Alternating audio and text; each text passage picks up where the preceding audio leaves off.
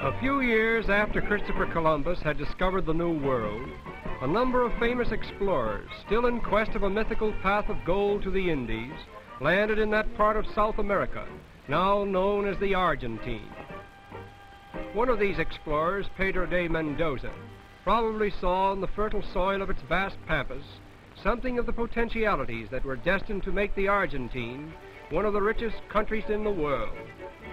And thus it was that Mendoza lingered on the pampas with his dreams and founded Buenos Aires, which is today the largest city in South America and the gateway to the Argentine. Buenos Aires is situated on the banks of the Rio de la Plata, a river so wide that it reminds one of the sea. The Rio de la Plata, or River of Silver, was so named by its Spanish discoverers because they believed it flowed through a land that was rich in silver. In truth, however, this river is rich only in mud, the same kind of mud that may have inspired the early settlers to cultivate the fertile pampas from which it comes. And by so doing, they have made the Rio de la Plata, in reality, a river of silver, for it is the main artery to the wealth that has contributed toward making Buenos Aires one of the world's most beautiful man-made cities.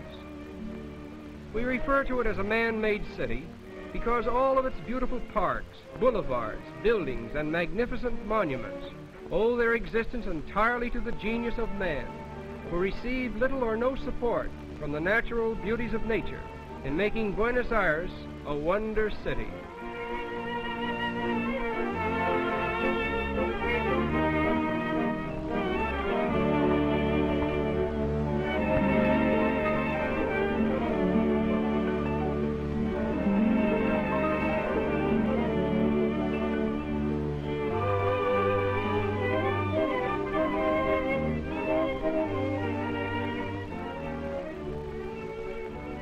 The greatest monument to the memory of this constructive genius is the city itself, in the heart of which the Plaza de Mayo forms a beautiful approach to the presidential palace.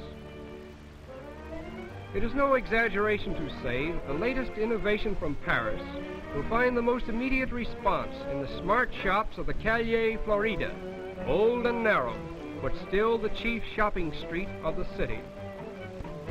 Buenos Aires has always held its doors wide open to the foreigner, and consequently it now has a cosmopolitan population of 2 million people, a large number of whom are Italian and French. The age-old custom of selling milk direct from the producer to the consumer is one of the most unique sights in the streets of Buenos Aires.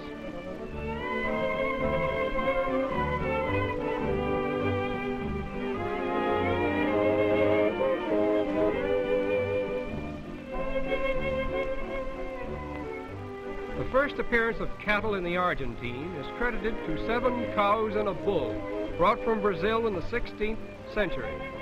Today, the Argentine exports more cattle and hides than any other country in the world. Just outside the city at El Tigre, we had the pleasure of meeting 2 gentlemen of the Argentine.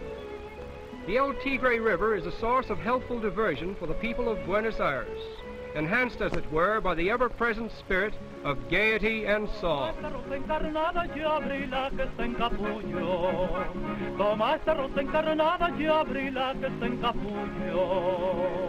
Encuentras mi corazón abrazado con el tuyo, abrazado con el tuyo, pero el alma separado. No llores, mi alma, no llores, no, que por tus penas me muero yo.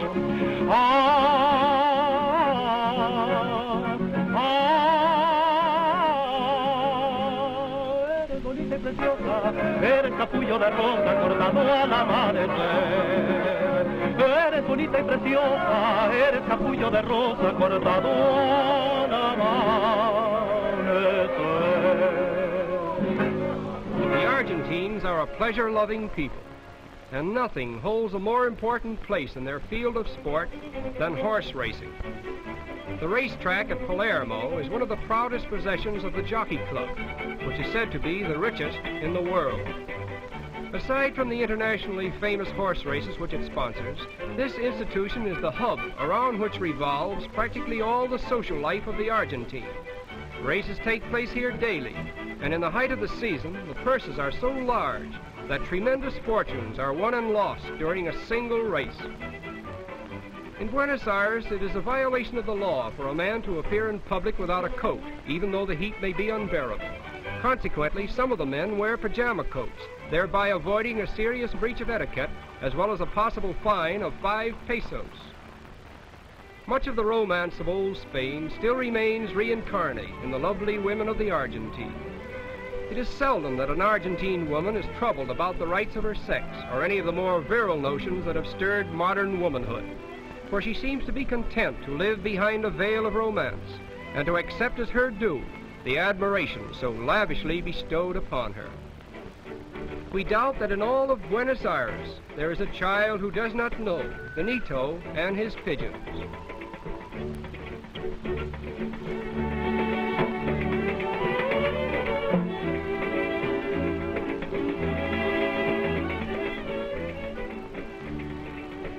Benito has the soul of an artist, for not satisfied with the somber coloring of the pigeons as nature had planned them, he paints them with all the colors of the rainbow.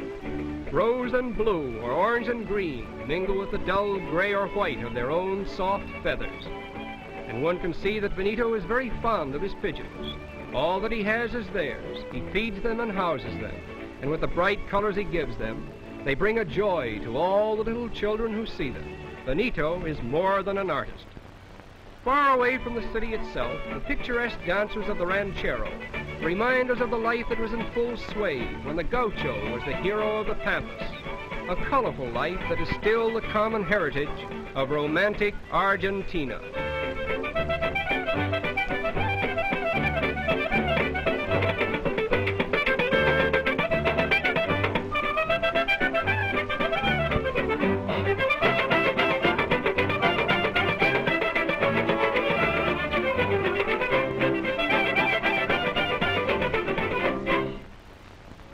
For their mate, or tea, the Argentines will forego any luxury. Mate is made from an evergreen shrub, similar to common holly, which has been dried and pulverized. Mate acts as a marvelous restorative after great fatigue, and it has been used by all classes in South America since the beginning of the 17th century.